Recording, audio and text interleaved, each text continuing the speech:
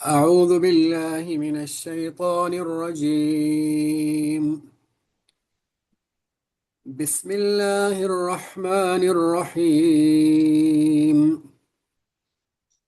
إن الذين جاءوا بالإفك عصبة منكم لا تحسبوه شرا لكم بل هو خير لكم لكل امرئ منهم ما اكتسب من الإثم والذي تولى كبره منهم له عذاب عظيم. برادر رشید لولا إذ سمعتموه ظن المؤمنون والمؤمنات بأنفسهم خيرا وقالوا هذا إفك مبين لولا جاءوا عليه بأربعة شهداء فإذ لم يأتوا بالشهداء فأولئك عند الله هم الكاذبون. ولولا فضل الله عليكم ورحمته في الدنيا والآخرة لمسكم فيما أفضتم فيه عذاب عظيم إذ تلقونه بألسنتكم اسکرین کچھ گڑبڑ ہو گئی ہے. میں ایک منٹ.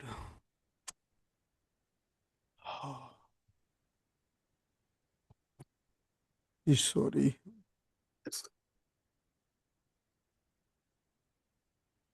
معذرت، یہ پتہ نہیں کیسے ہو گیا. شیئر ہو رہی ہے؟ جی سوری. ولولا فضل الله عليكم ورحمته في الدنيا والآخرة لمسكم فيما أفضتم فيه عذاب عظيم إذ تلقونه بألسنتكم وتقولون بأفواهكم ما ليس لكم به علم وتحسبونه هينا وهو عند الله عظيم.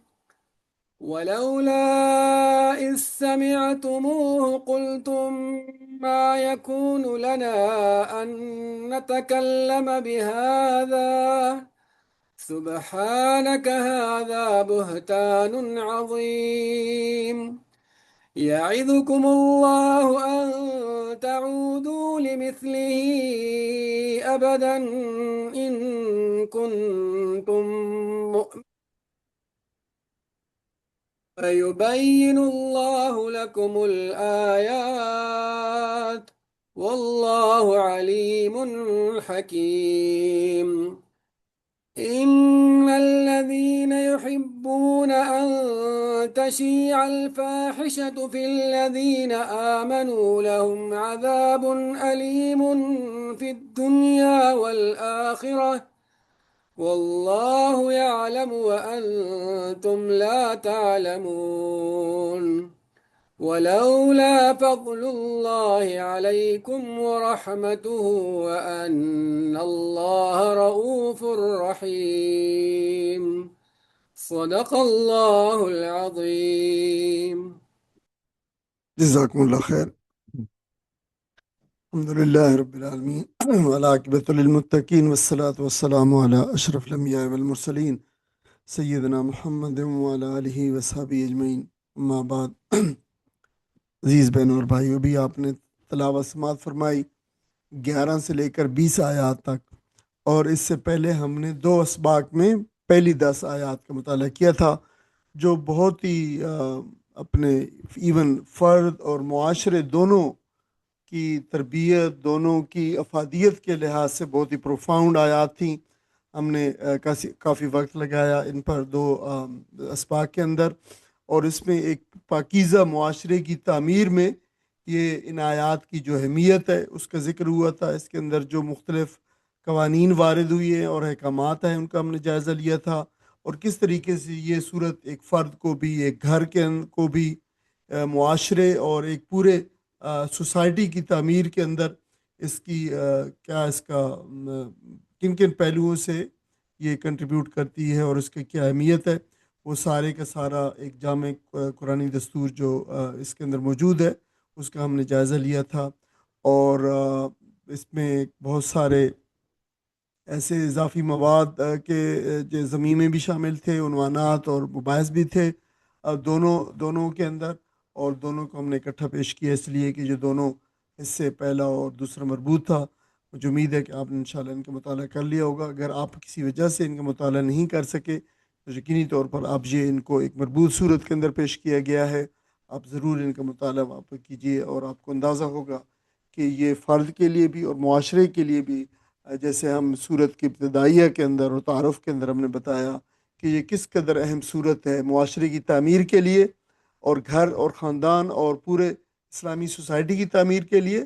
تو اس سے یہ ہمیں پہلے سبق اور دوسرے میں بھی واضح ہو گیا، اور اب انشاءاللہ آپ جو ہی آگے بڑھتے جائیں گے تو آپ دیکھتے جائیں گے کہ کس طریقے سے مختلف قوانین، فوجداری بھی اور اخلاقی بھی اور دیگر جو انتظامی قوانین ہیں وہ بھی اس کے اندر جو ہے نا آتے چلے جا رہے ہیں۔ اور خاص طور پر جیسے ہم نے اس کا ذکر کیا تھا کہ حدیث کے اندر اور ہماری اسلامی روایات کے اندر یہ ایک بڑی مستقل اور مضبوط روایت موجود آ رہی ہے کہ عورتوں کو یہ صورت سکھاؤ۔ تو اسے آپ دیکھ رہے ہیں کہ عورتوں سے متعلق اگرچہ قوانین مردوں کے متعلق بھی ہیں، اور لیکن عورتوں میں خاص طور پر اس حوالے سے اپنے جو ان سے متعلق احکامات ہیں اس کے شعور اور اس کی بیداری کے لیے یہ صورت بہت ہی اکثیر کا درجہ رکھتی ہے۔ اسی لیے اس صورت کو میں کہا گیا ہے کہ اپنی عورتوں کو خصوصی طور پر ہمیں، یعنی اس حدیث سے بھی اس کا جو ہے سراغ ملتا ہے، حضرت عمر رضی اللہ تعالیٰ عنہ اور دوسرے ان کے انتظامی قوانین سے بھی، اور دیگر جو ہے مفسرین اور علماء امت کے اقوال سے بھی، تو یہ بھی ایک مضبوط روایت چلی آ رہی ہے، اسی لیے اس کی بہت زیادہ اہمیت اس حوالے سے بھی ہے۔ ہم اگر اپنے سبق کا جو ہمارے مضامین ہیں صورت کے، ان کا ایک جائزہ لے لیں تو ہم نے جو شرعی حدود کے حوالے، جو شرعی حدود وہ جو ہے ہم نے ان تمام اصطلاحات جو تھیں، فقہی اصطلاحات، قانونی اصطلاحات، ان کو اب تک جو آئی ہیں بہت ساری ہیں، ہم نے ان کو ایک جگہ پہ اکٹھا بھی کیا ہے ایک اس ضمیمے کے اندر۔ تو اس کے اندر ایک لفظ حد بھی آیا تھا، تو وہ سارے قوانین جن کے اوپر سزائیں نافذ ہوتی ہیں، اگرچہ اسلام کے اندر وہ چند ایک ہی ہیں جن کے اوپر جو سزائیں نافذ ہوتی ہیں، تو ان کو حد کہا جاتا ہے، اسلامی حد یا اس کی جمع حدود ہے، شرعی حدود ہے۔ تو اس سلسلے میں جو آیات نازل ہوئی ہیں اس میں ہم نے جو زنا کی حد، تہمت کی حد یعنی قذف کا حکم، اور پھر لعان، جھوٹی جو تہمت اگر کوئی شوہر اپنی بیوی پر، بیوی اپنے شوہر پر لگائے تو پھر اس سلسلے کے اندر، اور پھر اب چوتھی بات جو آ رہی ہے تہمت کا واقعہ ہے، یعنی اگر کوئی شخص جو ہے کسی پاکیزہ عورت پر یا پاکیزہ مرد پر اگر تہمت لگائے، جیسے عفق کا واقعہ آیا ہے، تو پھر جو ہے اس سلسلے میں اسلام کی رہنمائی، قرآن کی رہنمائی کیا ہے، یہ جو ہے آپ دیکھ رہے ہیں کہ 11 سے 22 آیات جو آج ہم نے آیات جو ہے پڑھی ہیں، یہ ساری کی ساری اس میں شامل ہے۔ پھر اس کے بعد اس سے جڑے نتائج جو ہے اور اس کے جو اثرات ہیں، اس کے کنسیکوینسز ہیں، اس کے عواقب ہیں، وہ بھی سارے اگلی آیات کے اندر 26 آیات تک ان کا جو ہے ذکر کیا گیا ہے، کیونکہ یہ معمولی بات نہیں تھی۔ تو اس سے ہمیشہ ہمیشہ کے لیے اللہ تعالیٰ اسلامی معاشرے میں اس طرح کے قوانین کو نافذ کرنا چاہ رہے تھے، تو اللہ تعالیٰ نے یہ احکامات اتارے۔ تو اس حوالے سے آپ دیکھ رہے ہیں کہ یہ بہت پروفاؤنڈ ہے، اور یہ ہمارے آج ہم جو ایک خصوصی واقعہ، ایک خاص واقعہ پیش آیا تھا اس وقت سیرت نبی صلی اللہ علیہ وسلم میں جو ہے آپ کے ہوتے ہوئے، تو اس واقعے کو واقعہ کہا جاتا ہے۔ تو آج سارے کا سارا سبق اس واقعے سے متعلق ہے، اور پھر ساتھ ساتھ اس میں جو واقعہ، اس کے جو اسباق آئیں گے ان کو بھی ہم انشاءاللہ آج پڑھیں گے اور آئندہ بھی پڑھیں گے۔ سبق کی طرف آئیں تو پہلا جو ہے ہم الفاظ جو ہیں وہ ہیں ان الذین جاؤ، ان الذین، ان بے شک الذین وہ لوگ جو جاؤ جو جا جا یجیو مجین، یہ جو ہے ورب ہے، اس کا مطلب ہوتا ہے لانا. بے شک جو لوگ لائے.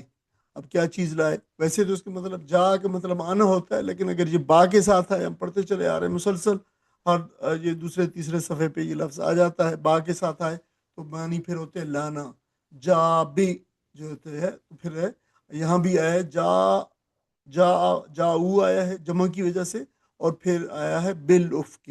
دیکھیں بالافق، بالافق سوری.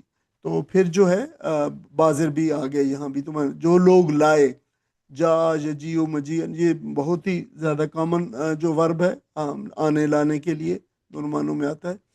بالافق بازر بی کے منی ساتھ، افق میں، افق کے واقع میں. اچھا اف جو ہے تو ناؤن بھی ہے پھر، لیکن جو ہے یہ یہاں پہ جو ہے وہ ایک خاص واقعے کی طرف اشارہ ہے، یعنی اس کے معنی جھوٹ کے ہوتے ہیں، جھوٹ خاص طور پر. تو ہم دیکھتے ہیں کہ کس کے جھوٹ کے لیے تو کذب بھی ہوتا ہے، دوسرے الفاظ بھی ہوتے ہیں. تو یہ کس قسم میں جھوٹ ہے؟ تو جو لائے جھوٹ، یعنی جو بنا کے لائے جھوٹ. عصبۃ منکم، تم میں سے ایک عصبہ ہے. عصبہ جو ہے گروہ کے لیے آتا ہے. اب دیکھیں یہ بھی گروہ کے لیے بھی، جماعت کے لیے بھی بہت سارے لفظ قرآن مجید میں پہلے بھی آیا. اچھا موقع ہے کہ ہم انشاءاللہ اس کو بھی یہاں پہ ان کو لفظ کو اکٹھا کر دیں گے. تو ان دو لفظ ہیں یہاں پہ سمجھنے کے لیے، اف اور عصبہ. لیکن ٹھیک ہے پہلے جو ہے اف کو دیکھ لیتے. تو اف کا مطلب ہے جھوٹ، بہتان، حقیقت کو الٹ دینا. اصل میں یہ لفظ ہے حقیقت کو الٹ دینا. ایک بات کیسی ہے اس کو بالکل جو ہے 180 ڈگری الٹ جا کے بیان کرنا، تو بالکل ہی حقیقت کے 100% برخلاف جو ہے وہ اس کو بیان کر دینا، سچ کو غلط رخ پہ پھیر دینا. یہ سارے کے ساری معنی جو ہے نا اف کے آتے ہیں. لیکن اس پہ ایک خاص بات ہے، یہ عام جھوٹ نہیں ہے. اس میں جو ہے یعنی غلط بات کہنا تو ہے ہی اس کے اندر، جھوٹ کے اندر حقیقت کو موڑ دینا، حق کو باطل بنا کر پیش کر، حق ہے لیکن اس کو باطل بنا دینا. یا پھر ہے کہ اصل بات کو، یعنی کسی بات کو اس کی اصل سے پھیر کے بالکل الٹ جا بیان کرنا.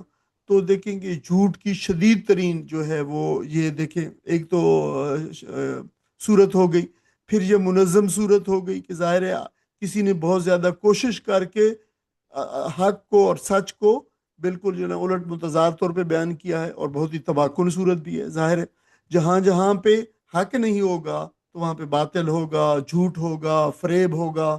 تو یہ ساری وہ صورتیں ہیں جس کو جو اف کے اندر جو ہے جس کا مفہوم میں شامل ہے.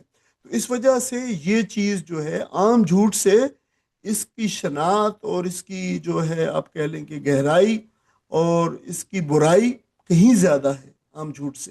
اسی لیے اس پہ آپ دیکھیں گے اللہ تعالیٰ نے کس طریقے سے غضب نازل فرمایا ہے اف میں مبتلا ہونے والے لوگوں پر. تو اس میں آپ اگر آپ کہہ سکتے ہیں جیسے آج کل ایک فیبریکیٹڈ سلنڈر ہے، ایک یعنی کسی نے اس کو بڑا گھڑا ہے، محنت کی ہے، بڑا مانسٹرس فالوڈ ہے، یا کیلکولیٹڈ ڈسٹورشن ہے. دیکھیں کیلکولیٹڈ ڈسٹورشن کا مطلب ہے اگین کہ کسی نے اس کو جو ہے has worked it very well, اس کو جو ہے. تو یہ الفاظ سارے جو ہے ہم اس لیے انگلش کے بھی لے آئے ہوں تاکہ بعض اوقات ہمیں انگلش معنی چونکہ زیادہ مروجہ ہونے کی وجہ سے ہمیں زیادہ بہتر طور پہ سمجھ آ جاتی ہے. دوسرا لفظ ہے عصبہ. عصبہ جو ہے یہ گروہ، ٹولہ، جماعت سے متعلق ہے. اس سے متعلق ہم ایک لفظ اردو میں استعمال ہوتا ہے عصبیت. عصبیت بالکل یہ اسی سے نکلا ہوا لفظ ہے. عصبیت یہ ہوتی ہے کہ جو میرا گروہ ہے، جو میری قوم ہے، جو میرا ٹولہ ہے، جو میری جماعت ہے، اس کے لوگوں کے حوالے سے چاہے حق ہے سچ ہے میں اس کے ساتھ ہوں، یہ عصبیت ہے. تو اسی حوالے سے پھر کوئی گروہ اگر، کوئی بھی گروہ اگر، کوئی بھی جماعت، کوئی ٹولہ، کوئی جماعت اگر اپنے جو لوگ ہیں اس کے اپنے مفادات سے جڑے ہوئے ہیں اور اسی کو سپورٹ کرتے اس مفادات کو، تو وہ پھر ایک عصبہ ہے. اس کا اپنا ورب ہوتا ہے عصبہ یا سب اسبن. اس کا مطلب ہوتا ہے باندھنا، کس دینا، لپیٹنا، مضبوطی سے جوڑنا. دیکھیں تو پھر اسے مطلب ہوا کہ یہ لوگ جو یہ ہیں یہ آپس میں بندھے ہوئے ہیں، مضبوطی سے جڑے ہوئے ہیں، کوئی چیز ان کو جوڑے ہوئی ہے، اور وہ چیز کیا جوڑی ہوئی ہے؟ عصبیت ہے. اس سے کچھ ایسے الفاظ ہیں جو مروجہ زبان میں استعمال ہوتے ہیں، عربی کے اندر بھی، اردو کے اندر بھی. مثلا اسبہ پھر ہم کہیں گے ایسی جماعت ہے یا گروہ جس میں باہمی ربط ہو، قوت ہو، وابستگی ہو، ایک دوسرے کا سہارا بننے کا مفہوم اس میں نمایاں ہوتا ہے۔ اردو میں کہ اعصاب، دیکھیں اعصاب کیا ہوتے ہیں؟ پٹھے ہوتے ہیں جو ہے، جو جسم کو جوڑتے ہیں۔ دیکھیں اگر پٹھے نہ ہوں تو ساری چیزیں الگ الگ، جو ہڈیاں کہیں ہیں اور گوشت کہیں ہے اور کیا چیز کہیں ہے، تو دیکھیں پھر ان کو اعصاب جو ہے جوڑ کے رکھتے ہیں، اور جب یہ اعصاب کی بیماری انسان کو لگتی ہے تو پھر انسان بالکل ڈسنٹیگریٹ ہو جاتا ہے۔ اسی سے لفظ اردو میں نکلا ہوا عصبیت بھی ہے، بے جا طرفداری کا جذبہ جو ہوتا ہے وہ عصبیت کہلاتا ہے۔ بالعموم اپنی قوم کے لیے، اپنے لوگوں کے لیے، اپنے گروہ کے لیے یہ جذبہ ہوتا ہے۔ اسلام نے اس کو بہت تباکن قرار دیا ہے عصبیت کو، اور اس کو نبی کریم صلی اللہ علیہ وسلم نے تو بہت فرمایا کہ یہ تو بہت ہی گندی شے ہے، آپ نے اس طرح کے الفاظ فرمائے ہیں۔ اور یہ وہ وقت تھا جب جو ہے صحابہ نے انصار اور مہاجرین نے ایک دوسرے کو جو ہے ایک دوسرے کو پکارا مدد کے لیے، ایک دوسرے کے مقابلے گئے، تو نبی صلی اللہ علیہ وسلم نے پھر فرمایا کہ یہ تو بڑا عصبیت کا یہ جذبہ، اور یہ تو بڑا گندی قسم کا جو ہے وہ جذبہ ہے۔ اور اسی سے پھر تعصب بھی ہے اور متعصب بھی، یہ دیکھیں اردو سے لگنے لفظ ہے۔ تو اس وقت کی امید ہے کہ یہ اس کا ایک جو ہے ایٹمولوجیکل بیک گراؤنڈ تھا، یا اس کا ایک نسبت تھی یا اشتقاق تھا، جو ہے ہم اس کو جو پھر ہم یاد رکھنے سے مطلب یہ معنی جو ہے اس سے جوڑیں تو پھر یہ یاد رکھنے میں آسانی ہو جائے گی۔ تو فرمایا کہ یہ جو جھوٹ گھڑ کے لائے ہیں ایک گروہ ہے منکم، تم میں سے۔ اب دیکھیں تم میں سے فرمایا کہ لوگوں میں سے ہیں جو اپنے آپ کو اہل ایمان کہتے ہیں۔ یہ ظاہر منافقین کی طرف اشارہ ہے، اگرچہ یہاں پہ نہیں کہا گیا، لیکن صرف ابھی اس کو مبہم کر کے بتایا گیا یہ تم میں سے گروہ ہے۔ لا تحسبو، لا تحسبو ہو، لا تہ، تا جو ہے پہلا تا جو ہے سیکنڈ پرسن والا ہے، تم کا ہے کہ تم جو ہے آگے حسابہ، حساب لگاؤ، تم حساب لگاؤ ہو، اس کو، یعنی اس واقعے کو تم نہ خیال کرو اس واقعے کے بارے میں، شرن، ایک شر، برائی، لکم، تمہارے لیے، تم اپنے لیے اس واقعے کو برائی تصور نہ کرو، تم نہ گمان کرو اسے اپنے لیے ایک شر، ٹھیک ہے۔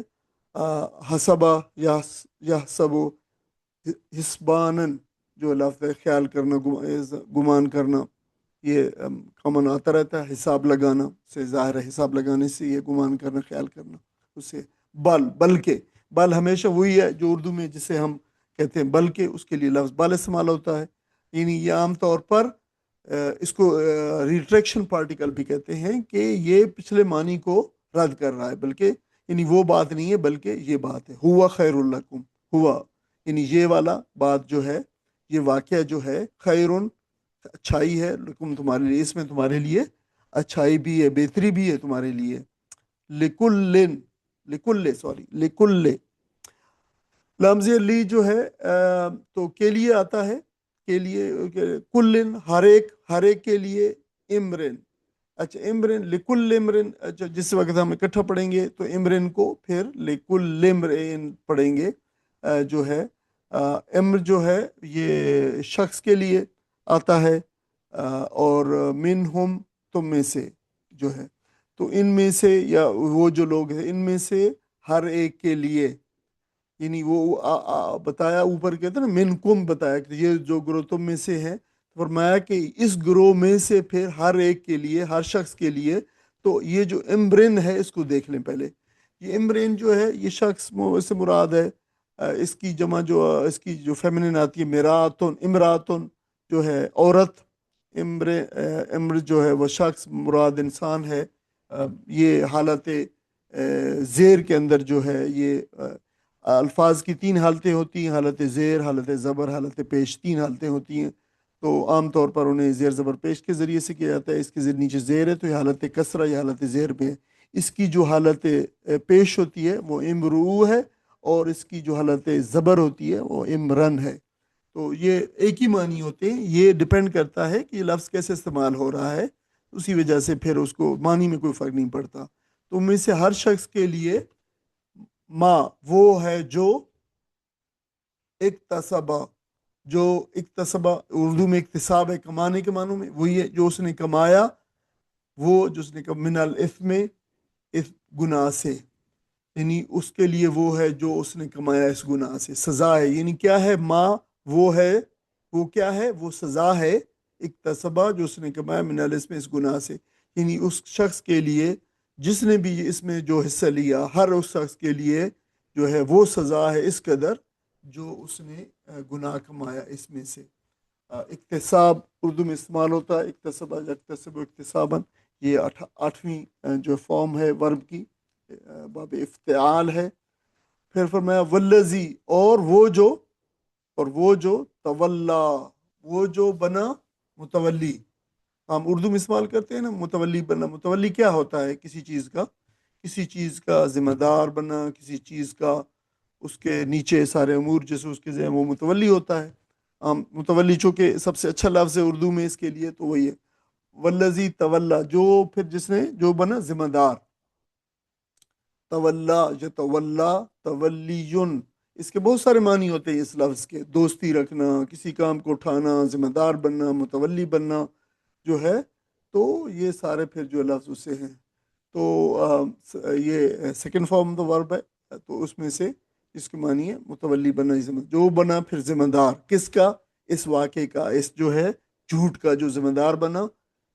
کبرہ منہم، کبر جو ہے بڑا، اس کا بڑا ہے پھر منہم اس ان میں سے، یعنی ان میں تمام ان حصوں میں سے سب سے بڑا اس کا وہ حصہ ہے، اس کے بڑے حصے کا، یعنی یہ کہہ رہے ہیں کبرہ، اس کے بڑے حصے کا جو ذمہ دار بنا، منہم اس میں سے، لہو اس کے لیے ہے عذاب عظیم، بہت بڑا عذاب ہے، بہت بڑا عذاب ہے۔ اللہ تعالیٰ فرما رہا ہے اس کے لیے تو بہت بڑا عذاب ہے، جس نے جو ذمہ دار بنا، جس نے سب سے پہلے یہ جو ہے تہمت لگائی، اس کے لیے تو شدید عذاب ہے، بڑا عذاب ہے۔ دیکھیں اللہ تعالیٰ جس کو بڑا عذاب کہہ رہا ہے، اب دیکھیں کہ اس کے لیے کیا کچھ ہوگا۔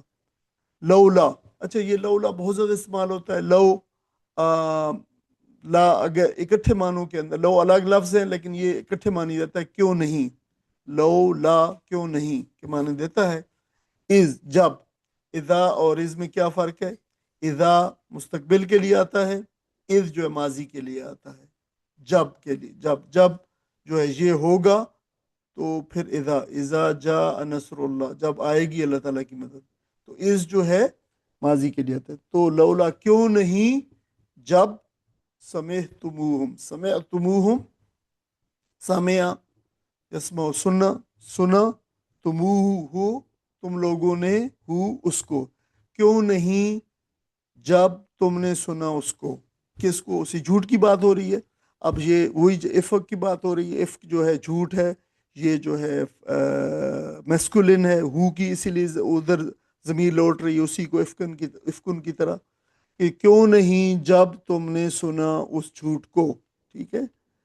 ظنّا تو خیال کیا، گمان کیا، المؤمنون والمؤمنات، مومن مردوں اور مومن عورتوں نے، ظن المؤمنین والمؤمنات تو کیوں نہیں گمان کیا مومن مردوں اور مومن عورتوں نے۔ اب یہ لفظ ظن کو بھی دیکھ لیں، اس لیے یہ اس کو سمجھ لیں اس لفظ کو، کہ جب ہم اس لفظ کو اردو میں استعمال کرتے ہیں تو ہمارا خیال ہوتا ہے ظن گیس ورک ہے، اصل میں گیس کرنا، گمان کرنا، خیال کرنا، تکا لگانا، یہ یا گیس ورک سب سے زیادہ مطلب ہے، اگر آپ اس کو کمپریہنڈ کر سکتے ہیں تو گیس ورک۔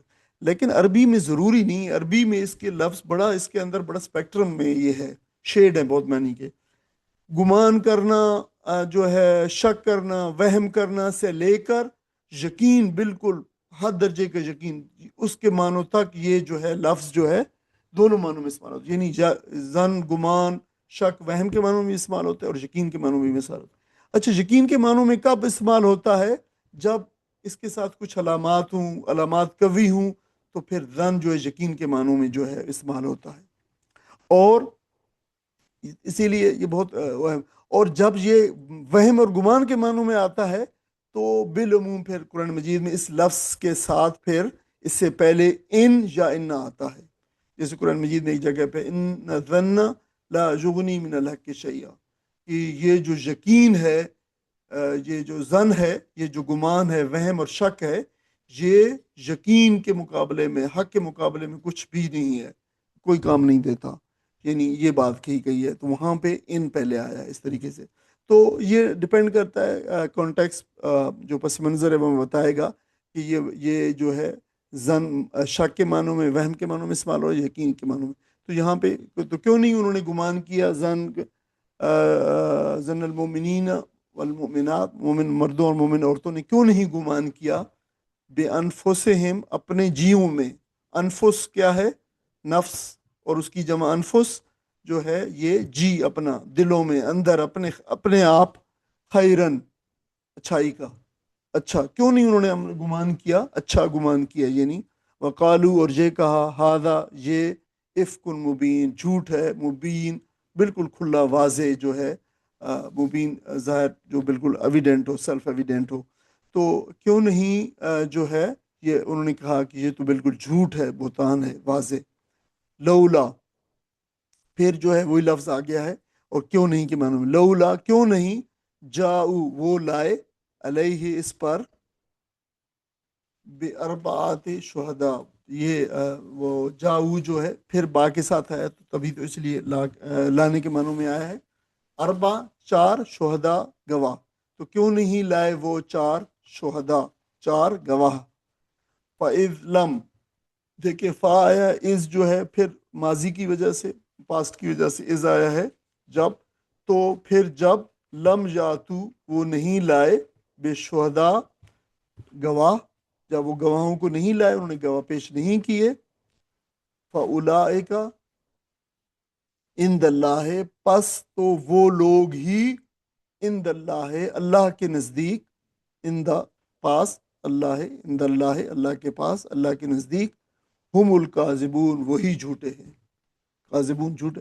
تو جو ایک فرمایا کہ یہ گواہ نہیں لائے تو پھر جھوٹے. لیکن ایک بات ہے، اس کی تشریح تو بعد میں آنی چاہیے تھی، لیکن یہاں پہ یہ جو الفاظ سامنے آئے ہیں کہ لولا جاؤ علیہ باربعۃ شہداء فاذ لم یاتوا بالشہداء فاولئک عند اللہ هم الکاذبون، اس کے بارے میں یہ جان لیں کہ یہاں پہ جو بتایا جا رہا ہے کہ یہ، یعنی یہ ایک محض قانونی طور پہ یہ قانونی شرط نہیں ہے محض، کہ بتایا جا رہا ہے کہ اتنا بڑا الزام زن اور کرائن اور رفع پر نہیں لگایا جا سکتا، یہ بتانا مراد ہے. یعنی یہ صرف قانونی شرط نہیں ہے کہ چونکہ یہ گواہ نہیں لائے اس لیے یہ جھوٹے. حقیقت میں یہ جھوٹے ہیں، یعنی اس کے سارے شواہد اسی طرح کے ہیں. لیکن یہ بات یہی بتائی جا رہی ہے کہ اتنا سیریس قسم کا جو جرم ہے، کرائم ہے، یا جو بڑی بات ہے، اس کو جو ہے محض زن، کرائن اور رفع پر نہیں چھوڑا جا سکتا. اس پہ لازمی طور پر چار گواہوں کی جو ہے، عام طور پر دو گواہ پیش کی جاتے ہیں، لیکن یہ اتنا سیریس معاملہ ہے کہ دو گواہ بھی کافی نہیں ہے، اس معاملے کے اندر چار گواہ ہونے چاہیے. اللہ تعالیٰ نے چار گواہ. تو اس واقعے میں شک کی کوئی معمولی بنیاد بھی نہ ہو، یہ بتایا جا رہا ہے. تو یہ جو چیزیں بتائی جا رہی ہے، کوئی ساتھی نہایت کا ترجمہ پڑھ دیں.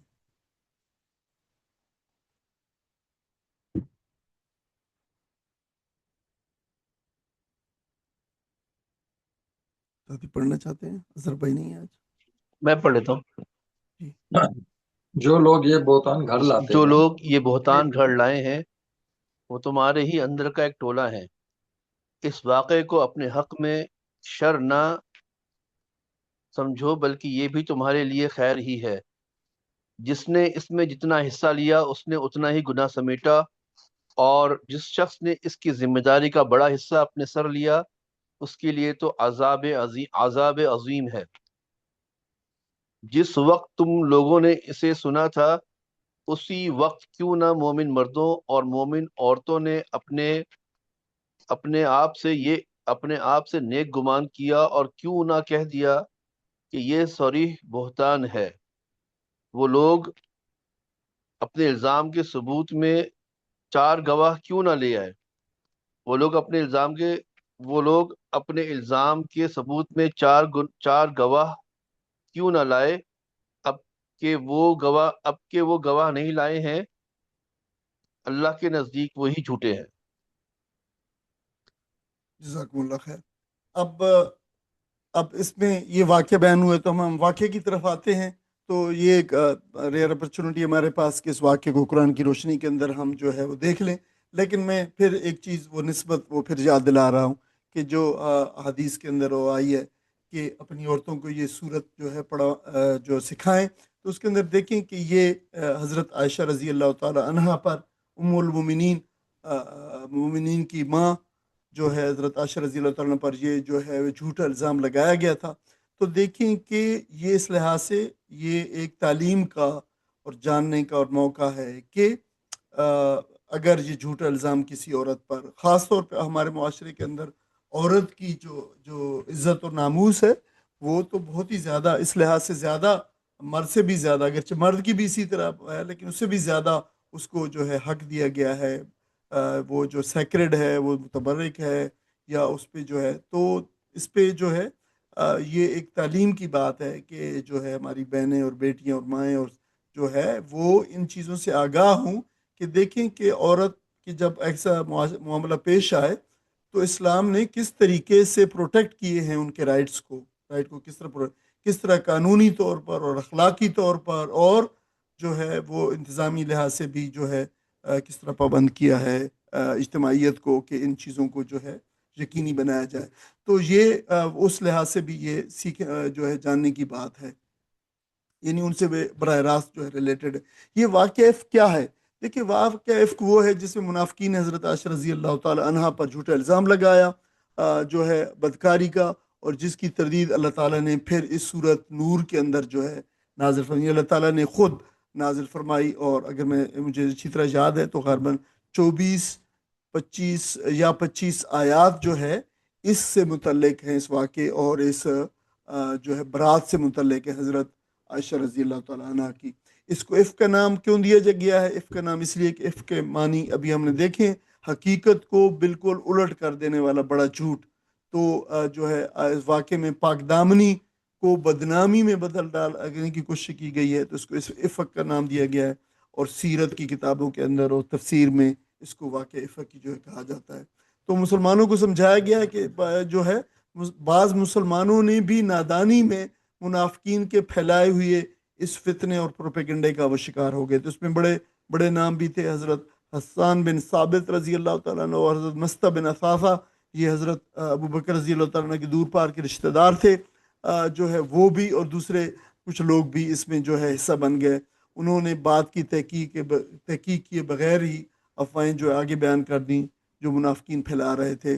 حالانکہ بتایا گیا کہ مسلمانوں کے باہمی تعلقات کی بنیاد جو اعتماد، حسن ظن اور بھائی چارے پر ہونی چاہیے. اگر کسی مسلمان کے بارے میں، عورت یا مرد کے بارے میں کوئی اس طرح کی بات سنی جائے تو اس کو فوراً آگے نہ پھیلایا جائے بلکہ اس کی مکمل تحقیق کی جائے.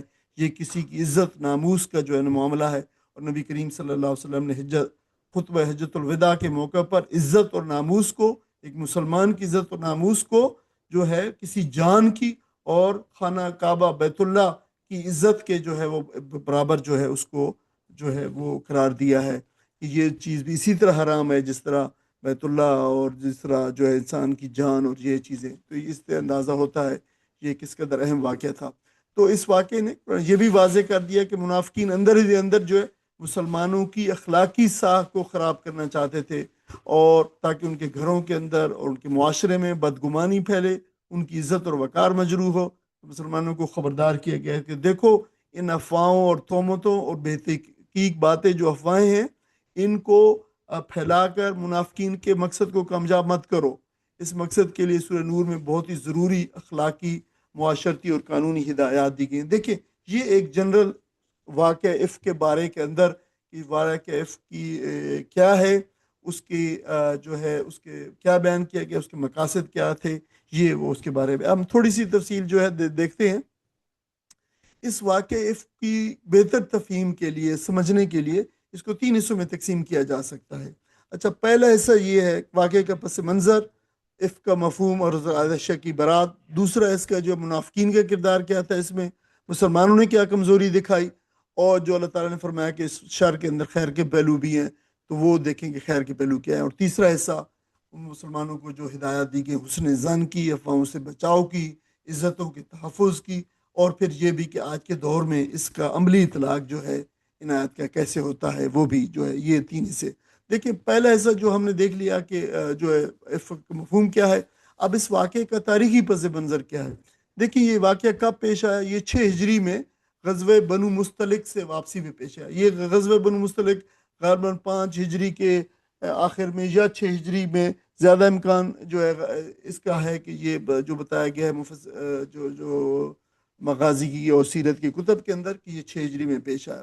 تو نبی کریم صلی اللہ علیہ وسلم جب واپس تشریف لا رہے تھے مدینہ، تو پھر جو ہے کیا ہوا کہ حضرت عائشہ رضی اللہ تعالیٰ عنہ رفع حاجت کے لیے جو ہے گئیں اپنے جو ہے وہ جہاں پہ ان کا ہودج جو جسے اونٹ کا وہ اس کے اوپر ایک سواری کے لیے ایک انتظام کیا جاتا ہے، جس میں چاروں طرف سے آپ کہہ سکتے ہیں کہ پردہ لگایا جاتا ہے، کپڑا لگایا جاتا ہے، اور اندر جو ہے اور جو وہ بیٹھ کے سفر کر رہی تھیں. تو پھر راستے میں پڑاؤ کیے قافلے نے، آپ رفع حاجت کے لیے گئیں. تو جو ہے وہ جب رفع حاجت کے لیے گئیں تو وہاں پہ پھر ان کا کہیں پہ ہار گر گیا. تو یہ غالباً صبح کا شاید کہیں پہ ارلی مارننگ فجر کے وقت یا فجر سے پہلے کا شاید کس طرح کا وقت تھا. تو وہ جو ہے اس کو ڈھونڈنے لگ گئیں، اور پھر اس دوران جو ہے قافلہ چل پڑا. تو جو حضرت عائشہ خود اس میں بتاتی ہیں کہ میرا وزن اس زمانے میں اتنا کم تھا کہ جو ہے ہودج میں جو ہے بیٹھنا اور لوگوں کا اٹھانا ان کو یہ بھی معلوم نہیں ہو سکا کہ میں اس میں موجود ہوں کہ نہیں ہوں. تو انہوں نے ہودج کو اٹھا کر جو ہے وہ اونٹ کے اوپر رکھ دیا. تو سربانوں نے پھر جو ہے اونٹ کو چلا دیا اور وہ قافلہ آگے نکل گیا. اور حضرت عائشہ رضی اللہ تعالیٰ عنہ واپس وہیں پہ جب انہوں نے دیکھا کہ قافلہ تو نکل گیا تو وہ وہیں پہ بیٹھ گئیں. اور وہ پھر انہوں نے کہا کہ یقینی طور پر جب وہ مجھے نہیں کوئی دیکھے گا وہاں پہ تو یہ لوگ واپس آئیں گے. اچھا، اس زمانے میں یہ بھی ہوتا تھا کہ قافلے کے پیچھے یہ ایک ٹریڈیشن، روایت اور کسٹم تھا کہ قافلے کے پیچھے ایک شخص کو ایک پیچھے پیچھے آتا تھا قافلے میں. جو راستے میں لوگوں سے چیزیں گر پڑی ہیں، کوئی چیز اس طرح، وہ ان کو اٹھاتا ہوا چلا ہے. تو یہ ذمہ داری حضرت صفوان بن معطل کی تھی. تو وہ پیچھے جو ہے آئے. تو انہوں نے جہاں پہ وہ پہنچے، جہاں پہ حضرت عائشہ رضی اللہ تعالیٰ عنہ رکی ہوئی تھی، تو انہوں نے انہیں دیکھا اور انہیں پہچان لیا. وہ کہتے ہیں کہ انہوں نے مجھے پردے کے احکامات نازل ہونے سے پہلے مجھے دیکھا ہوا تھا. تو جو ہی انہوں نے دیکھا تو ان کے جو ہے منہ سے الفاظ نکلے، انا للہ و انا الیہ راجعون. اور انہوں نے اونٹ کو بٹھایا. حضرت عائشہ رضی اللہ تعالیٰ عنہ جو ہے اس پہ ان پہ بیٹھیں، اور پھر آپ نے جو ہے ان کی مہار پکڑ کے آپ جو ہے وہ قافلے کو پہنچ گئے. اور قافلے میں جو ہے وہ یہاں پہ جو قافلے میں یہ وہ عبداللہ بن ابی اور اس کے ساتھ پورا ٹولہ جو اس کا تھا منافقین کا، انہوں نے دیکھا تو انہوں نے جو ہے وہ بہت ہی نامناسب الفاظ میں اور خدا کی قسم کھا کے نامناسب الفاظ میں یہ الزام جو ہے بدکاری کا جو ہے وہ حضرت عائشہ رضی اللہ تعالیٰ عنہ پر لگا دیا. اور اس کو جو ہے ظاہر ان میں پورے کا پورا ٹولہ تھا منافقین کا، منافقین کی بڑی تعداد تھی، انہوں نے اس کو جو ہے پھیلانا شروع کر دیا. تو جو ہے جو ظاہر ہے یہ مسلمان اس میں کچھ حد تک جو ہے وہ مبتلا بھی ہو گئے. کچھ مسلمان جو ہے جو بالکل راسخ العقیدہ مسلمان تھے وہ بھی اس کے اندر جو ہے اس پروپیگنڈا کا شکار ہو گئے. مدینے سے واپسی پر حضرت عائشہ رضی اللہ تعالیٰ عنہ بیمار ہو گئیں، اور پھر ان کو بالکل کسی بات کا علم نہ ہو سکا کہ باہر کیا باتیں ہو رہی ہیں. تو جو ہے انہوں نے نبی کریم صلی اللہ علیہ وسلم سے اجازت لے کر کہا کہ وہ جو ہے والد کے گھر چلی گئیں. تو والد کے گھر چلی گئیں حضرت ابوبکر صدیق رضی اللہ تعالیٰ کے گھر میں. تو ایک جو ہے یہ بڑا شدید کرب اور اذیت اور مشکل دور تھا مسلمانوں کے لیے، نبی کریم صلی اللہ علیہ وسلم کے خاص طور پر، کہ لوگ یہ جو ہے پورا کا پورا جو منافقین کا ٹولہ یہ باتیں بنا رہے تھے اس طرح کی، اور جو ہے وہ نبی صلی اللہ علیہ وسلم کو سخت اذیت جو ہے پہنچ رہی تھی ان باتوں سے. مگر آپ جو ہے آپ نے کسی قسم کا کوئی قدم مثبت یا منفی نہیں اٹھایا، بلکہ آپ نے جو ہے وہ صبر و تحمل کیا اور آپ وحی کا جو ہے انتظار کرتے رہے. تو بالآخر 1 مہینے کے بعد اللہ تعالیٰ نے سورہ نو پھر حضرت عائشہ رضی اللہ تعالیٰ کو جو ہے وہ عورتوں سے جو ہے وہ معلوم ہو گیا بعد میں کہ یہ واقعہ ہوا ہے. تو بہت زیادہ حضرت عائشہ بھی ان کو بہت زیادہ اس واقعے کو پھر جو ہے شدید تکلیف پہنچی اور آپ روتی تھیں. اور پھر بالآخر اللہ تعالیٰ نے سورہ نور کی یہ آیات نازل فرمائیں اور آپ کی پاک دامنی اور برات اور عزت کا جو ہے اعلان فرمایا آپ نے. تو یہ ظاہر ہے پھر واقعہ افق اس لیے کہا گیا کہ یہ ایسا جھوٹ تھا جس نے حقیقت کو بالکل برعکس پیش کیا. اس الزام کی کوئی بنیاد نہ تھی. حضرت عائشہ کا مقام، آپ کی پاکیزہ سیرت، نبی کے وسلم سے نسبت، ام المومنین کی حیثیت، اور پھر خود صحابی رسول حضرت صفوان کا کردار اس بہتان کے جھوٹ ہونے کی جو ہے بالکل دلیل تھی۔ تو اس میں عبداللہ بن ابی خاص طور پر اور اس کے ساتھ کے جتنے منافقین تھے انہوں نے نبی کریم صلی اللہ علیہ وسلم کی ذات کے اوپر حملہ کرنے، مسلمانوں کی ساکھ خراب کرنے اور آپ صلی اللہ علیہ وسلم کو اذیت پہنچانے کے لیے یہ جو ہے اس واقعے کو گھڑا اور پھیلایا، اور بعض مسلمانوں نے نادانی میں اس کو آگے جو ہے بڑھاتے چلے گئے۔ تو اس واقعے کے ذریعے اللہ تعالیٰ نے پھر مسلمانوں کو افواہ، بدگمانی، قذف، زبان کی غیر ذمہ داری، عزتوں کے تحفظ، حسن زن اور معاشرتی پاکیزگی کے اصول بتائے۔ دیکھیں کہ ایک واقعے نے اتنے سارے قوانین جو ہے وہ اسلامی معاشرے کو دیے، تو یہ سارے کے سارے خیر کی صورت تھی جو برآمد ہوئی ہے اس میں جو ہے۔ تو دیکھیں کہ عبداللہ بن ابی نے تو اپنی طرف سے انتہائی جو ہے سخت جو ہے وار کیا تھا نبی کریم صلی اللہ علیہ وسلم کی اخلاق کی حیثیت پر۔ دیکھیے اس بات کو سمجھنے کی ضرورت ہے کہ جو اس دعوت کے سب سے بڑے دائی خود نبی کریم صلی اللہ علیہ وسلم، اور دائی کی اگر اپنے دامن کے اوپر اور اس کی حیثیت، اخلاقی حیثیت جو ہے مشتبہ ہو جائے یا اس پہ دھبا لگ جائے تو پوری کی پوری دعوت جو ہے وہ بیٹھ جاتی ہے۔ اس لیے انہوں نے نبی کریم صلی اللہ علیہ وسلم کی ذات مبارک کو جو ہے ہدف بنایا کہ آپ کی اخلاقی حیثیت پہ ہی سوال اٹھا دیا جائے۔ تو اس لحاظ سے یہ نبی کریم صلی اللہ علیہ وسلم کے لیے بہت ہی مشکل وقت تھا۔ تو اور یہ سب سے رقیق حملہ تھا آپ صلی اللہ علیہ وسلم کی پوری زندگی میں آپ کے اوپر جو ہے جو کیا گیا، اور آپ شدید اذیت کے اندر جو ہے وہ مبتلا تھے۔ یعنی صحابہ کرام کہتے ہیں کہ ہم نے 30 دنوں تک نبی کریم صلی اللہ علیہ وسلم کو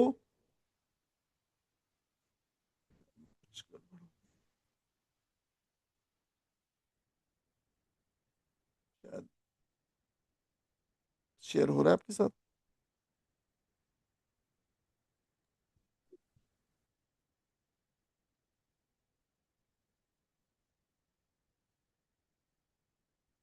شیئر ہو رہا ہے آپ کے ساتھ؟ نہیں ہو رہا؟ نہیں ہو رہا۔ اب ہو گیا ڈاکٹر صاحب۔ جزاک اللہ خیر۔ مجھے معلوم نہیں کیا کچھ ٹیکنیکلی کچھ گڑبڑ ہو رہی ہے۔ تو اس واقعے نے جو ہے وہ نبی صلی اللہ علیہ وسلم کو بہت یعنی شدید اذیت جو ہے پہنچائی، اور اسلامی معاشرے کی اخلاقی ساکھ پہ یہ حملہ تھا۔ اور تو پھر اسی وجہ سے دیکھیں کہ اللہ تعالیٰ نے اس کے یہ جو معاملہ تھا، اللہ تعالیٰ نے اس کو جو بتایا ہے کہ اس کو معمولی نہیں لیا اس بات کو اللہ تعالیٰ نے، بلکہ دیکھیں کہ 25-26 آیات اللہ تعالیٰ نے نازل فرمائی اس کے بارے میں حصہ لینے والوں میں، اور فرمایا کہ پھر جس نے جس قدر حصہ لیا اسی قدر اس کے لیے عذاب ہے، اور جس نے اس واقعے کو گھڑا اس کے لیے تو فرمایا کہ عذاب عظیم ہے اس کے لیے، تو سب سے بڑا عذاب ہے اس کے لیے۔ یعنی کوئی معمولی بات نہیں تھی یہ جو بات بتائی گئی تھی۔ فرمایا کہ یہ بظاہر یہ لوگ اسلام کا لبادہ اڑے ہوئے تھے، تو اس وجہ سے مسلمانوں میں جو مسلمان بھی اس سے متاثر ہو گئے۔ تو مسلمانوں نے یہ کمزوری دکھائی، اس وقت مسلمان جماعت کی یہ کمزوری نظر آئی، اور اللہ تعالیٰ نے اس کمزوری کو واضح کیا کہ تم میں سے بعض لوگوں نے بات کی تحقیق کیے بغیر اس بات کو جو آگے جو ہے پھیلاتے چلے گئے۔ حالانکہ مومنین کا رویہ یہ ہونا چاہیے تھا کہ کہتے کہ یہ تو بالکل بہتان ہے، کھلا بہتان ہے جو ہے، یہ بالکل اس میں کوئی حقیقت نہیں ہے، یہی گمان کیا جانا چاہیے تھا ایک مسلمان سے، عورت اور مرد سے، اور کجا یہ کہ یہ عام مسلمان اور مرد عورت بھی یہ نہیں، نبی کریم صلی اللہ علیہ وسلم کا خانوادہ، آپ کے اہل بیت اور آپ کی ازواج مطہرہ، وہ جو ہے اس پہ عزت پہ حملہ کیا گیا۔ تو مسلمانوں کو کیا کرنا چاہیے تھا، یہ بات جو ہے بتائی گئی ہے، اور اسے ایک سبق بھی دیا گیا کہ دیکھیں تحقیق کے بغیر عزتوں کو مجروح کرنا گھروں کو پریشان کرتا ہے، دلوں کو بدگمان کرتا ہے، اور معاشرے میں ایک بد اعتمادی پیدا کرتا ہے۔ اسی لیے قرآن نے مسلمانوں کو یہاں پہ یہ تعلیم دی ہے، کس چیز کی تعلیم دی ہے؟ حسن ظن کی، تحقیق کرنے کی، زبان کی حفاظت کی، اور پاک دامن مردوں اور عورتوں کی عزت کے تحفظ کی جو ہے وہ تعلیم دی ہے۔ یہ معمولی باتیں نہیں ہیں، مسلمانوں کو ان کو اچھی طرح سمجھ لینا چاہیے اور اس پہ عمل بھی کرنا چاہیے۔ اور یہ سبق بھی دیا گیا کہ منافقین کے مقاصد کبھی مسلمانوں کے ہاتھوں پورے نہیں ہونے چاہیے۔ مومن معاشرہ جو ہے ہر خبر کو قبول نہیں کرتا، بلکہ پہلے یہ دیکھتا ہے کہ بات کرنے والا کون ہے، اس کے پیچھے اس کے مقاصد کیا ہیں، اور شرعی ثبوت موجود ہے کہ نہیں ہے۔ ہم بالعموم دیکھیں ہمارے پاس کوئی چیز آتی ہے کسی شخص کے جس کو ہم پسند کرتے ہیں یا پھر جس کو ناپسند کرتے ہیں، دونوں کے بارے میں اگر ہم اس کے حق میں کرنا چاہتے ہیں تو وہ بات اس طرح پھیلا دیتے ہیں، اور کسی کے خلاف بھی ہوتی ہے تو بغیر اسی طرح پھیلا دیتے ہیں، جو بغیر تحقیق کے، بغیر یہ دیکھے کہ دیکھے بھائی یہ کس نے پھیلائی ہے، اس کے مقاصد کیا ہو سکتے ہیں، اس میں کوئی شرعی ثبوت موجود ہے کہ نہیں ہے۔ تو دیکھیں یہ ہزار آج کل کی بیماریوں کا جو مسلمان اور ہم جو ہے بالعموم سوشل میڈیا کے آنے کے بعد جس طریقے سے شکار ہیں، ان سب کا جو ہے ایک علاج بتایا گیا۔ اس شر کے اندر خیر کیا موجود تھے؟ بتایا گیا کہ اس میں پہلا خیر تو یہ تھا کہ منافقین کا چہرہ بے نقاب ہو گیا، اور جو ہے مسلمانوں کو پتہ چل گیا کہ دیکھیں یہ کن لوگوں نے پھیلایا اور کون جو ہے اس کے پیچھے ہے۔ دوسرا خیر کیا تھا کہ مسلمانوں کی تربیتی کمزوری سامنے آئی ہے کہ دیکھیں پروپیگنڈے اور جذباتی باتوں اور افواہوں سے متاثر ہو گئے ہیں، تو لوگوں کو بتایا گیا کہ ہر سنی سنائی بات کو قبول مت کرو۔ تیسرا خیر کیا تھا؟ یہ تھا کہ اس واقعے کے نتیجے میں پھر معاشرتی اصلاحات کا پورا ایک جو ہے ایک پورے کا پورا ایک پیکج جو ہے وہ دیا گیا، اس میں قذف اور شہادت اور اس نے زن اور افواہوں سے بچاؤ اور عزتوں کے تحفظ کی جو ہے اصول اس کے اندر بتائے گئے۔ تو یہ جو ہے صرف اخلاقی اور قانونی رہنمائی بھی نہیں تھے، مکمل طور پر جو ہے یہ ایک پیکج تھا۔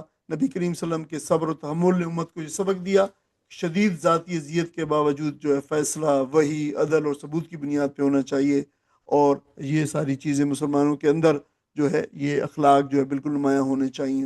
منافقین مسلمانوں کو اخلاقی طور پر کمزور دیکھنا چاہتے تھے، مگر نتیجہ کیا نکلا؟ اس کے برعکس نکلا۔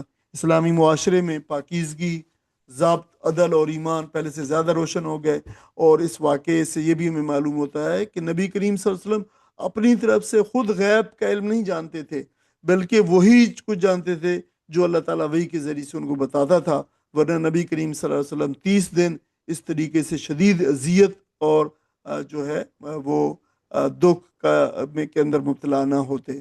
تو یہ ساری چیزیں جو ہے امت کی تربیت بھی اس طریقے سے کی گئی ہے، اور جو ہے اس طریقے سے امت کی اصلاح، قانون سازی، منافقین کی پہچان اور مومنانہ کردار کے اظہار کا اس کو ذریعہ بنایا گیا ہے اس طرح۔ تو آج کیا سبق ہے آج کے لیے ہمارے لیے؟ اس میں دیکھیں حسن ظن کا اصول جو ہے پہلا ہے کہ واقعہ فقہ نے سکھایا کہ مومن کو اپنے مسلمان بھائی یا بہن کے بارے میں نیک گمان کرنا چاہیے، بدگمانی نہیں کرنی چاہیے، کوئی سنی سنائی بات فوراً آگے نہیں پھیلانی چاہیے، بلکہ یہ کہنا چاہیے کوئی بات سب سے پہلے نظر ہے کہ یہ بہتان ہے جب تک اس کا کوئی ثبوت نہ آئے۔ افواہوں سے بچنا چاہیے، کسی کی عزت، خاندان اور پورے معاشرے کو یہ شدید نقصان پہنچا سکتی ہے۔ مومن کی زبان اس کی اپنے تابع اور تقوی کے تابع ہوتی ہے، اور ہر سنی سنائی بات، خبر یا جو تبصرہ جو ہے تفریح بنا کر وہ آگے پیش نہیں کرتا، جو ہی آیا اور فوراً اس کو آگے جو ہے فارورڈ کر دیا۔ عزتوں کا تحفظ جو ہے، اور عزت، انسان کی عزت پہ حملہ اسلام کے اندر بہت بڑا جرم ہے، اس لیے قذف اور گواہی اور تحقیق کے سخت اصول دیے گئے ہیں، اور مسلمان کی عزت مجروح ہونا دراصل پوری امت کی اخلاقی فضا کو جو ہے ایک طریقے سے زخمی کر دیتا ہے۔ دیکھیں آج ان اسلامی اصولوں کا آج کے دور پہ کس طرح اطلاق ہوتا ہے۔ دیکھیں آج ہم سوشل میڈیا، واٹس ایپ اور خبروں اور تبصروں کے زمانے میں یہ واقعہ افق کا میرے خیال میں جو سبق ہے اسلامی طرز زندگی اور مسلمانوں کے لیے سب سے زیادہ اپلیکیبل اور سب سے زیادہ اہم ہے۔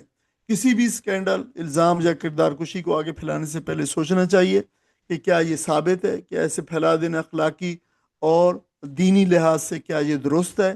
اسلامی معاشرہ افواہوں کو نہیں پھیلاتا، بلکہ تحقیق، خاموشی، سترپوشی، حسن ظن اور عزتوں کے تحفظ کو جو ہے اختیار کرتا ہے۔ تو اس کا اصل پیغام یہ ہے کہ زبان کی حفاظت کی جائے، دل کو پاکیزہ رکھا جائے، اور معاشرے کی اخلاقی ساکھ کو برقرار رکھا جائے۔ یہ ایمان کا جو ہے وہ لازمی تقاضا ہے۔ تو اس طریقے سے دیکھیں کہ کتنے زیادہ اسباق اس ایک واقعے کے اندر جو ہے موجود ہیں۔ آگے اللہ تعالیٰ نے ارشاد فرمایا ولو لا، اور اگر لا نہیں، فضل اللہ، اللہ کا فضل ہوتا، علیکم، تم پر، اور اللہ کا اگر فضل نہ ہوتا تم پر، ورحمتہ، اور اس کی رحمت، فی الدنیا والآخرہ، دنیا اور آخرت کے اندر، لمسکم فیما، لمسا، لام زبر لا جو ہے لام تاکید ہے، تو یقیناً مسا تم کو پہنچتا، چھوتا، مسا جمسو، مسن جو ہے چھونا، پہنچنا، تو تم کو پہنچتا، فی ما، فی میں، ما اس بارے میں جو تمہیں کچھ پہنچتا، کیا پہنچتا، کس بارے میں پہنچتا، یعنی تمہیں عذاب پہنچ جائے، تمہیں کوئی چیز پہنچی، افت تم فی، تم مشغول ہوئے، فی اس میں یا جس میں، تم مشغول ہوئے اس بات میں، یعنی جس بات میں تم مشغول ہوئے، تم جس میں انوالو ہوئے جو ہے وہ اس میں تمہیں ضرور پہنچتا. آگے بتایا جا رہا ہے کیا پہنچتا.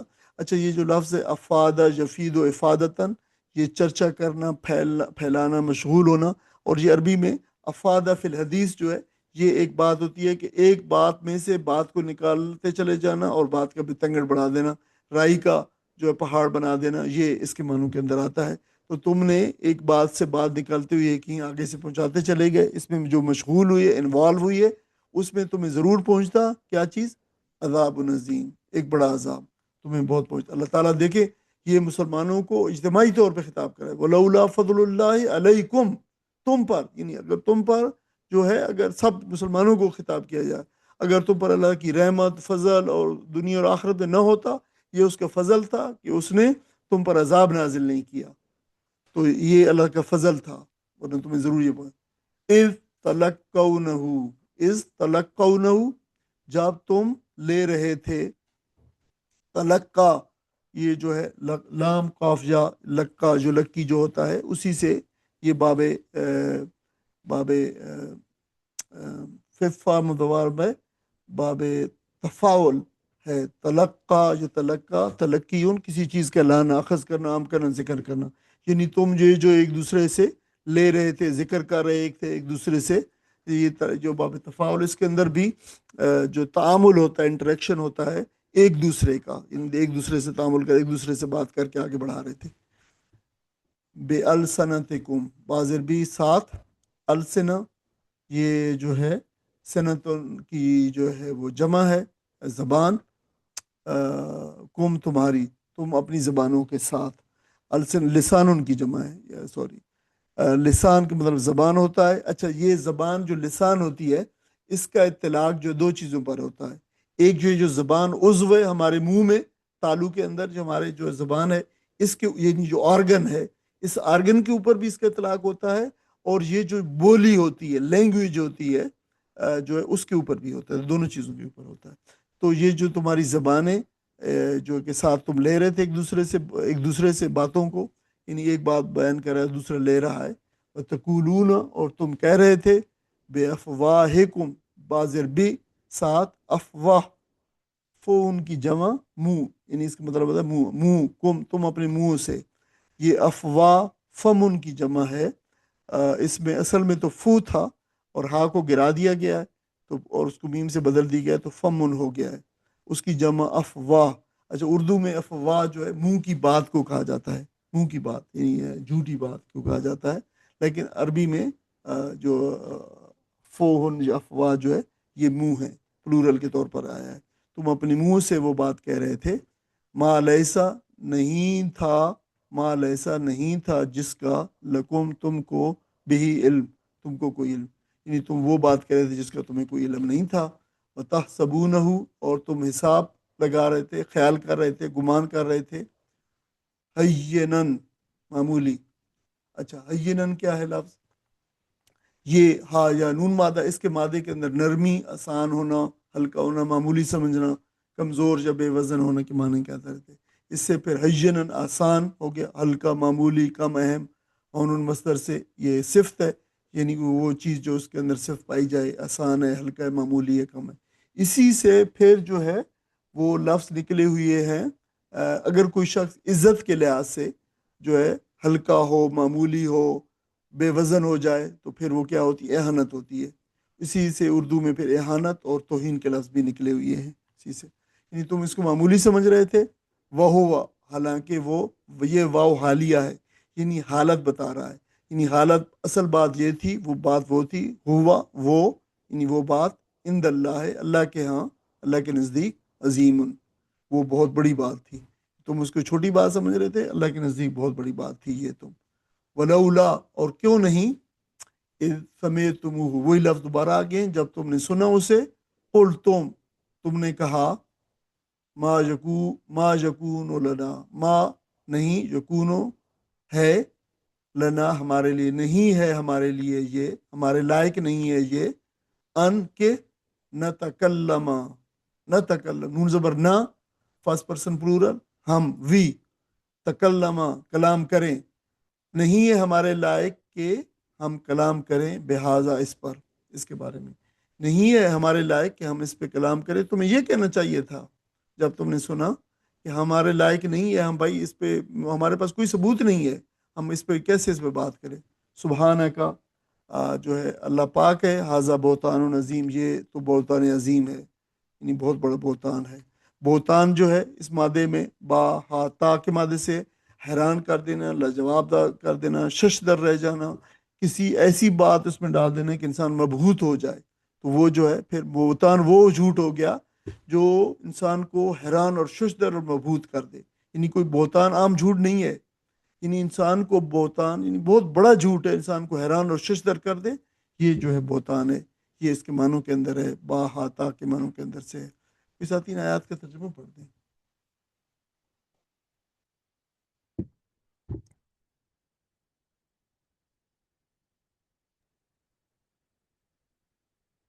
ساتھی پڑھنا چاہتا ہے؟ اگر تم لوگوں پر دنیا اور آخرت میں اللہ کا فضل اور رحم و کرم نہ ہوتا تو جن باتوں میں تم پڑ گئے تھے ان کی پاداش میں بڑا عذاب تمہیں آ لیتا۔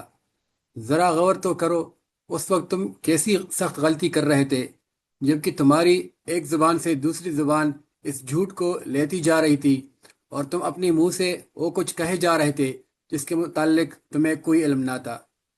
تم اسے ایک معمولی بات سمجھ رہے تھے، حالانکہ اللہ کے نزدیک یہ بڑی بات تھی۔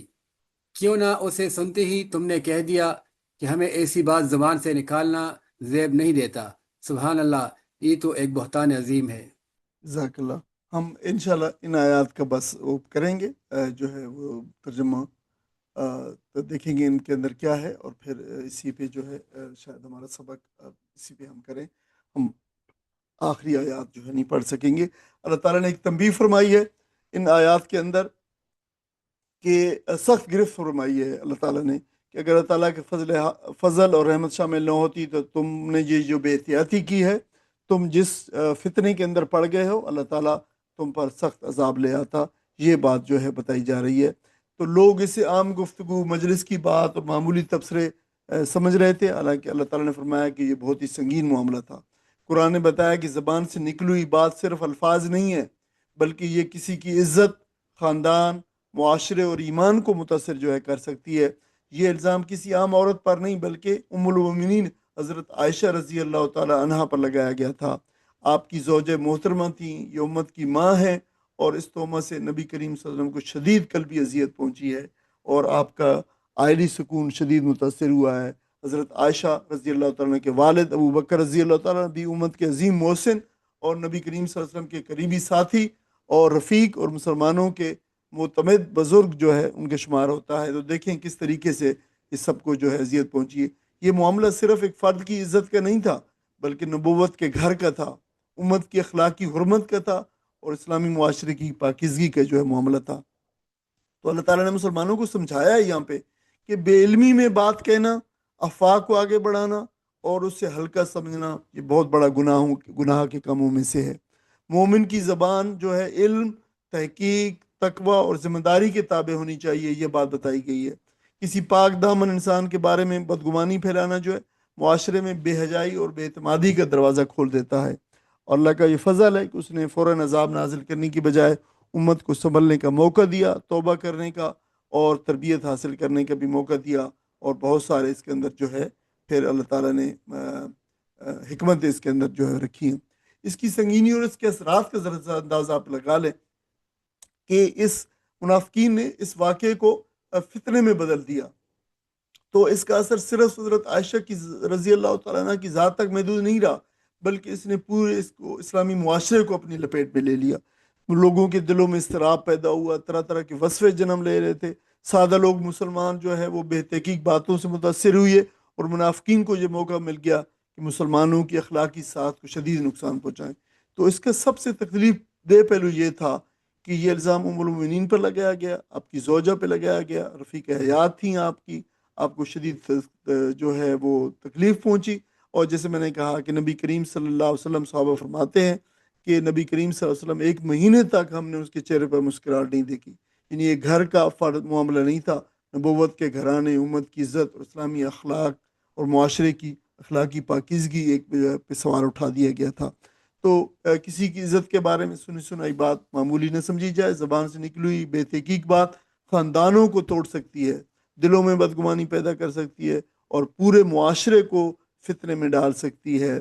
آپ اندازہ کر سکتے ہو جو ہی کسی معاشرے کا جو سب سے اہم شخص ہے، لیڈر ہے، امام ہے اور جو ہے امیر ہے، اگر اس کے جو ہے یہ اس کے بارے میں ہو تو اندازہ کریں کہ کس قدر کتنے لوگوں کو جو ہے یہ متاثر کرے گی. اور مسلمانوں کو کہا گیا کہ ثبوت کے بغیر الزام کو قبول نہ کیا جائے، افواہ کو آگے نہ پھیلایا جائے اور عزتوں کو یقینی بنایا جائے. لوگوں کے نزدیک یہ چھوٹی بات تھی مگر اللہ تعالیٰ نے فرمایا کہ یہ بہت بڑی بات تھی. تو معلوم ہوا کہ کسی الزام، افواہ یا عزت سے متعلق بات کو اپنی رائے، اپنی دلچسپی یا سماجی عادت کے طور پہ کہ جو چیز آئے آگے بڑھا دی جائے، اس کے معیار پر نہیں بلکہ شریعت کے معیار پر رکھنا چاہیے جو اسلام نے دیا ہے. تو دیکھیں آگے جو ہے یہ آیات ہیں، ہمارے پاس اتنا وقت نہیں ہے آج، لیکن آپ اس کو دیکھ لیں کہ یہ آیات جو ہے آپ ان کا ترجمہ بھی دیکھ سکتے ہیں. زیادہ نہیں ہے، 2 آیات ہیں، 3 آیات ہیں، آپ ان کو دیکھ لیں. اور اس کے اندر پھر جو اس کے اللہ تعالیٰ نے اصل میں یہ ایک تنبیہ فرمائی پچھلی آیات کے اندر، یہاں پہ اللہ تعالیٰ نے مزید تنبیہ فرمائی ان کے اندر. اور پھر فتنہ برپا کرنے والے یہود اور منافقین کی سازش کو اللہ تعالیٰ نے جو ہے وہ واضح کیا کہ منافقین کا مقصد کیا تھا، بے حیائی اور بدگمانی پھیلانا اور نبی کریم صلی اللہ علیہ وسلم اور مسلمانوں کی اخلاقی ساکھ کو متاثر کرنا.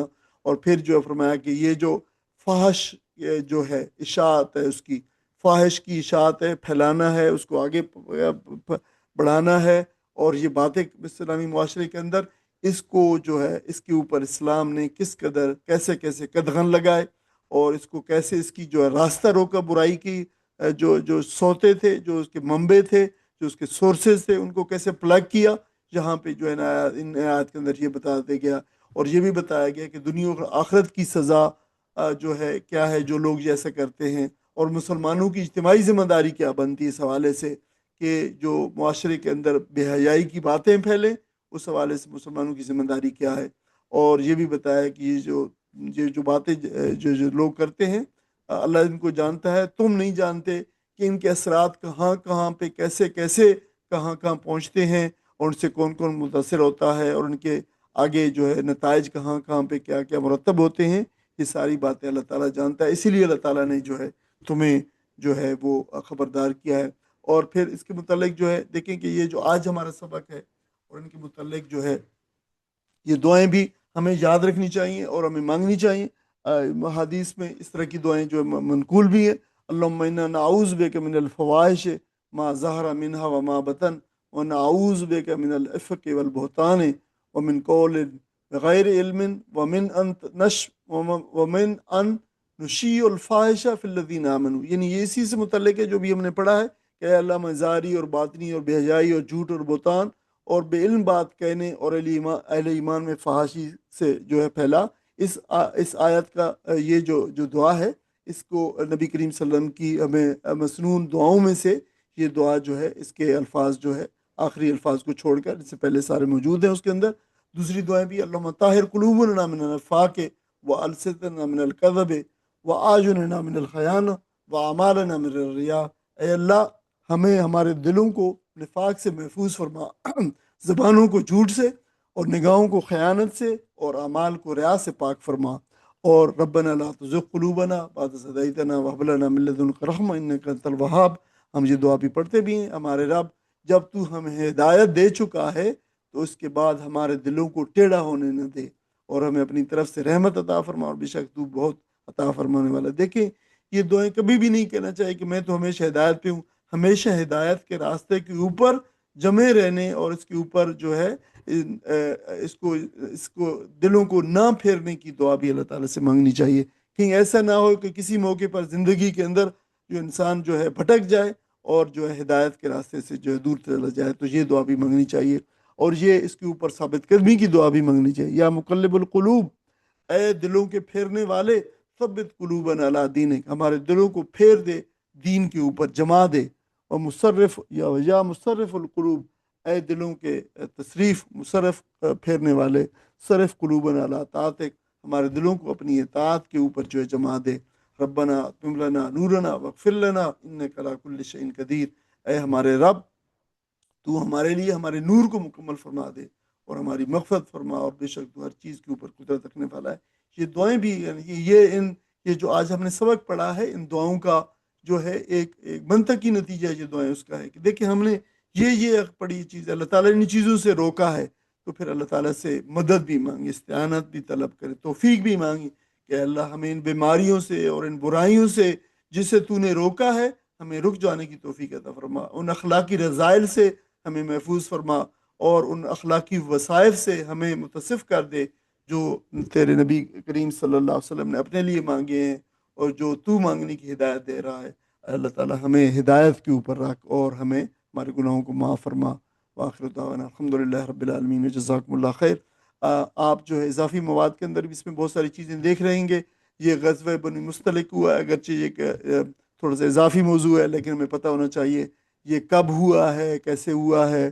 اس کی ایک خاص بات یہ تھی کہ دیکھیں یہ قبیلہ بنو خزاع نے جو ہے مدینہ کے اوپر چڑھائی کی جو ہے وہ تیاریاں کی، تو نبی صلی اللہ علیہ وسلم کو اطلاع ملی تو آپ نے پری ایمپٹیولی جا کے جو ہے یہ ان کے اوپر جو ہے وہ غزوہ جو ہے ان کے اوپر جو ہے وہ پلان کیا، اور وہاں پہ گئے تھے، یہ لوگ بھاگ گئے، اور پھر جو ہے وہاں سے بہت زیادہ جو ہے وہ مال اور اموال غنیمت جو ہے وہاں موجود ہوا، اور حضرت جو ہے جویریہ تھی غالباً جو ہے وہ بھی اسی سردار حاصل بن ابی ذرار کی بیٹی تھی، وہ بھی نبی کریم صلی اللہ علیہ وسلم کو جو ہے وہ بھی اسی سے جو ہے وہ نبی صلی اللہ علیہ وسلم کی زوجہ یہاں پہ آپ سے ان کی بیٹی نے یعنی انہوں نے اپنی بیٹی جو ہے نبی کریم صلی اللہ علیہ وسلم کو جو ہے رشتے کے لیے پیش کی، تو نبی کریم صلی اللہ علیہ وسلم کا نکاح بھی اسی وقت جو ہوا۔ پھر اس کے بعد جو ہے اس میں دوسرے واقع عفق کے جو اسباق اور نسائے ہیں، تو 20 واقع عفق کے اسباق اور نسائے اور حکمتیں جو ہے وہ ہم نے اکٹھی کی ہیں اس سبق سے۔